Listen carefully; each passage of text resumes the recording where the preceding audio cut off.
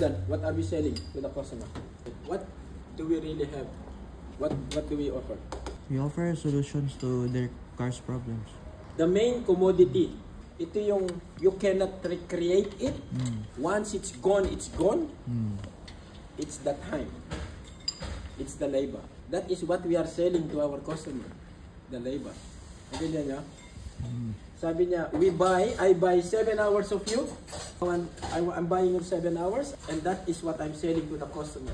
Between the 4 of you, I need to sell 28 hours a day. That's my training all about. I buy your 7 hours. Actually in other workshop, it's 7.6. I'm just saying 7 hours.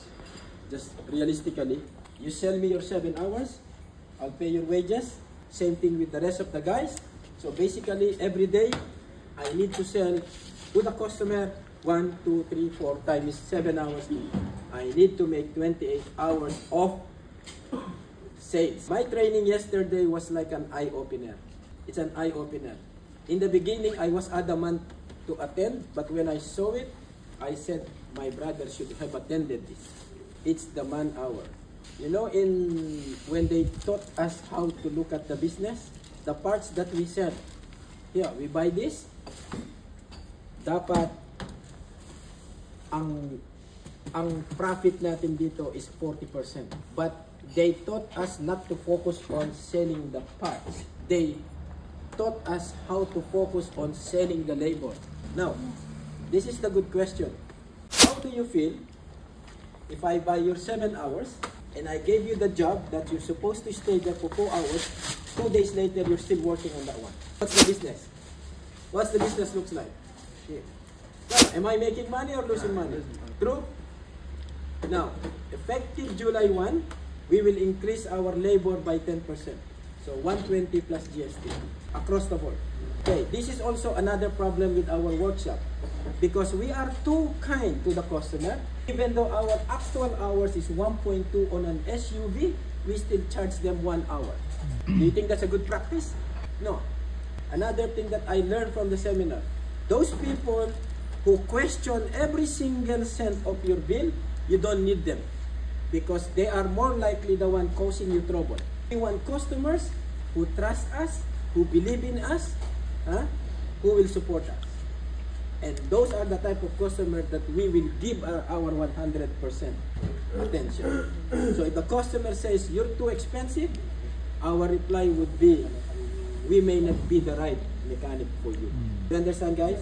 So I'm just announcing, Ella and Bob, all of you will have a performance review by end of this month, in July. Because it's end of financial year, expect a performance appraisal. When I say performance appraisal, I will look at your performance, find out your weakness and your strength. I will work out on your weakness and then coaching on strength. If any one of you here, you think this workshop is not for you, let's be honest. Let's be honest. You are free to find a workshop where you will become, where you will grow. But if you want to stay here, I want everyone on the same page. I want everyone on the same page. You understand? Do you understand? Because we will be more stricter on implementing labors. We will be checking on, this time we will pass the job to whoever is capable. Okay? That is what we are doing. I don't want someone from you here grabbing the job card even though that job card is not for you and then later on you're wasting the labor. Because the job was assigned, you took the job without a proper training. We don't want that. Again, I don't want to say too much. Two things will happen. This month, there will be an awarding for your performance. It was reliable and thing mechanic. July, we will be implementing a rise in our labor. Okay, and then in between, Diane will conduct a study between the rest of our competitors. How much is their labor rate? How much is our labor rate? Do you know that if we will not do these changes, 2 to 3 years from now, nasa kangkungan na tayo. Everyone is charging 150, 175, 180 labor. But they are not scared. They are not afraid. Why they are more expensive than dealer? Why? It's the mindset. Put it this way. Yung labor natin, the labor, treat it like a bag of ice. If you have 30 bags of ice a day, you only sold 5, what will happen to the, you only sold 20, what will happen to the 10 bags, Jordan? What happened to the 10? You have to discard it, melted, nothing. Tomorrow you cannot recreate time. What we have today is, this is it. We just need to maximize it. Yun yung labor natin, yun yung binebenta natin. That is what we are selling to our customer, the labor. If we have 30 bags, we need to maximize the 30 bags. If you don't sell the 30 bags, 10 bags will be melted. That's gone, lost. Yes? So we need to focus on how we can sell the labor. How do we do that? I think Bong and I and Ella, we need to talk about what is the flat rate of each car. 1. Number 2, okay, we need to see where you are capable of. Yes? How do we do this? It's gonna be a long process, but we will be monitoring more on our KPIs. Okay? So performance appraisal will happen. Pag tinawag namin kayo, we will have a heart-to-heart talk.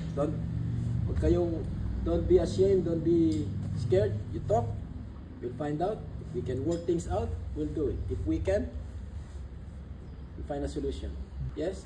So 99% of those people in that area, they agree that the main problem of the workshop operation is the communication. And every one of them agreed that toolbox meeting is necessary. Some workshop there, they talk in the morning, tomorrow they talk again, every day.